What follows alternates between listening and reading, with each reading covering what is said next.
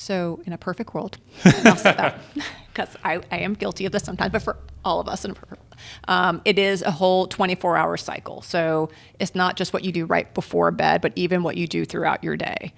So how are we as far as, I'll even start with diet and exercise. That's incredibly important when we talk about foundational things. So what does our diet look like during the day? When do we stop eating? When do we stop drinking caffeine? Because that can impact your sleep. So if we're drinking, a coffee or, a soda right before bed, that's going to impact your ability to sleep at night. Alcohol, too, can impact our ability to go to bed. Yeah. You might fall asleep, but it's going to interrupt your quality of sleep and can cause other issues as well. Yeah. And are we getting out and exercising? So it doesn't have to be vigorous exercise, but just going outside or, meditating or walking, that can make a big impact on how your sleep is at night. Yeah. So that's one piece. I think even just socialization, we see a lot of that too. When people, COVID was a big time of that, when people were not as social, you are more inward and doing other things. Having that, just having that, ability to talk, not just looking at your phone, makes a big, just the touch and all of those things can make a big difference mentally as far as getting someone to go to bed. Sure. So those are just some pieces of it. Then it's, okay, what do we do as we lead up to bed?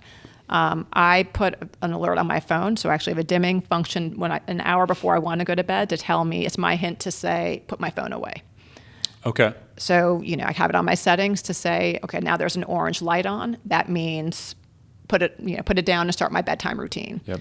And everyone's different, but it's going to be, for me, it's, get a book, shut everything down. If there's a lot of things going on in my mind that are kind of, putting me on edge, it's either processing it or physically writing it down. Yep. I had a good friend of mine who's a psychologist who used to do something called worry cards with his patients, where he'd say, write everything down every single night, 2 hours before you go to bed.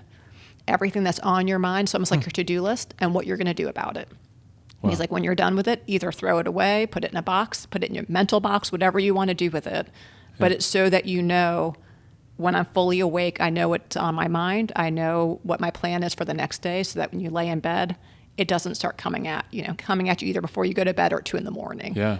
And so I loved it, and I do that for myself. Okay, like, what's my day like tomorrow? What's bothering me that I didn't realize was bothering me? And let's get that out there. Yep. And then it's really I'm going to read until I get sleepy, and then I go to my bed. Yep.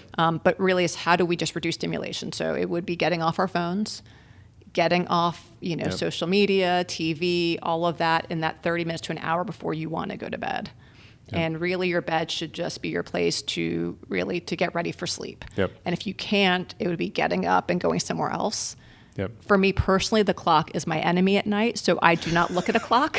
It is, I don't want to know it, so I turn it around, and I just, granted, unfortunately, my husband has the clock on his side, so when the alarm goes off, I know it's time, but when he is gone, it is, I just have an alarm set to get me up, but I don't look at it, and if it's not going off, then it's not time to get up.